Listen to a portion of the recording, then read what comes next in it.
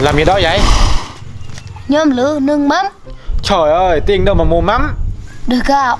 Thôi, gạo cũng hết rồi. Này đôi rượu đâu có đâu. Đây, tao báo mày này. Thôi, mình lấy cho moi ăn cơm đi, ngon lắm. Quả xày chắc ăn chù nó mới tỉnh táo được. Ăn cơm bằng cho moi đi. Còn lên hai đi, bông đi được, bông lên được.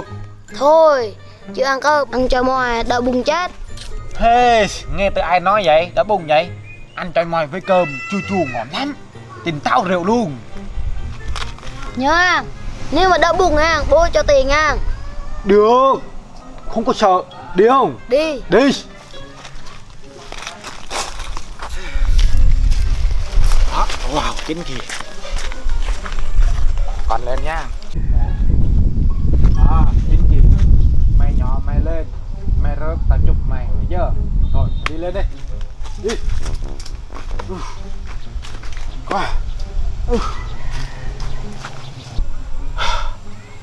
Từ từ thôi. Còn thần đấy. Có chừng bị té nha. Té đau lắm.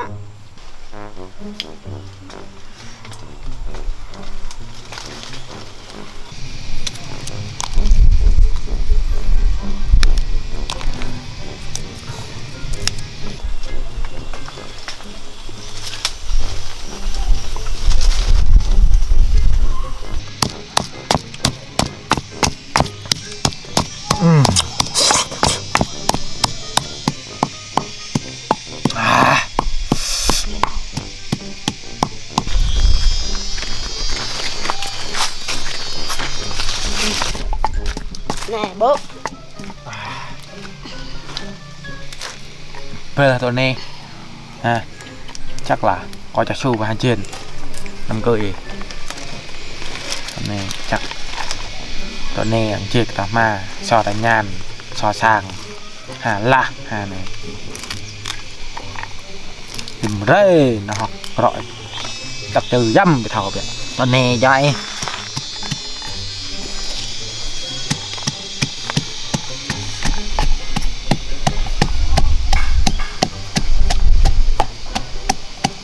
Bỏ đi con, bỏ đi qua đây đúng rồi. Giỏi nha, sau này kiếm cho vợ nha. Con yêu cô không? Giờ này con yêu cô không? Không. Sao vậy? Cô hôm trước đâu, sao không thấy vậy? Đi Bình Dương rồi hả? Dạ. Yêu cô miết mà học chứ, đừng có yêu cô nữa. Yêu cô miết là học không được đâu.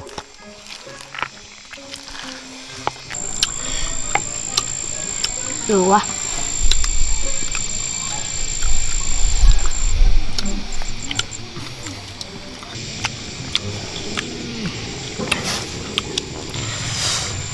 Ngon quá. Xong rồi, đi lấy cơm đi. 2 cái muỗng, 1 cơm, đi. Cơm còn ít đó. Đi lấy cơm. Cái thằng này, cái linh gì?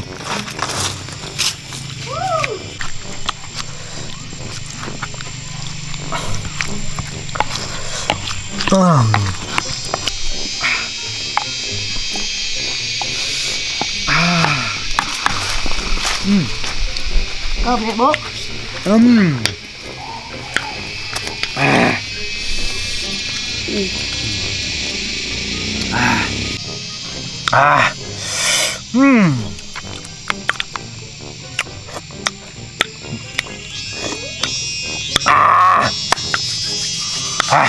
Ăn chung với cơm được không nhỉ? Được chứ, ngon quá. Thử đi.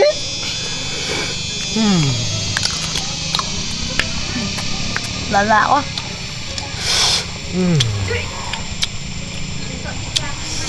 Ủa? Con đau bụng không nhỉ? Sao lại uống ăn đi.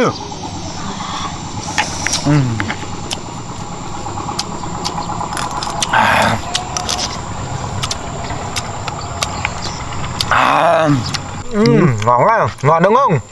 Ngon. Ngon lắm nhá.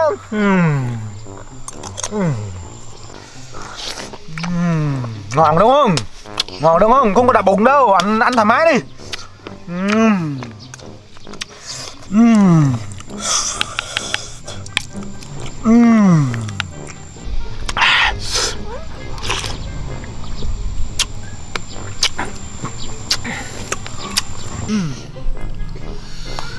Tao ta.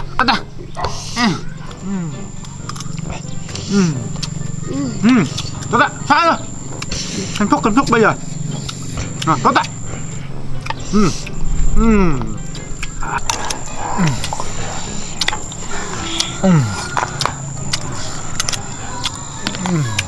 Ngon quá.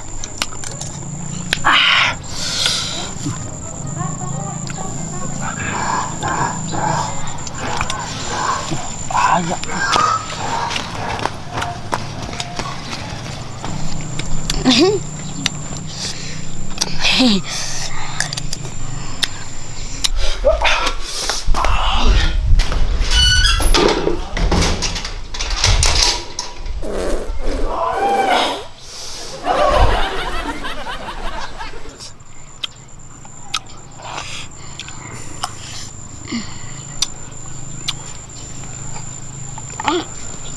Ôi, không đó.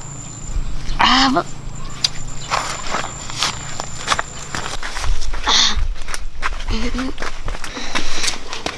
Bố đi bố. Cho con vào đi bố. Ôi, tôi xong. Con đi bố ra. Con vào đi. Con đi chết đi. Đi bố đi. Con đi đi. Bố bố cho con đi chung đi bố. Con tìm người đi bố. Bố cho con vô đi.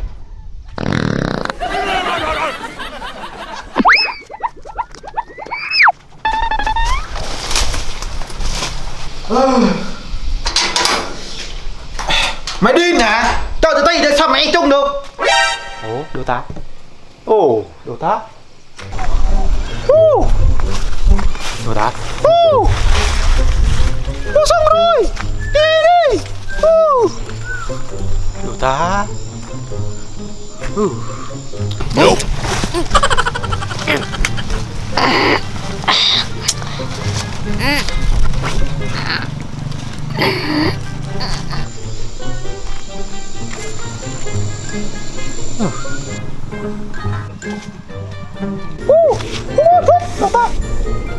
tá.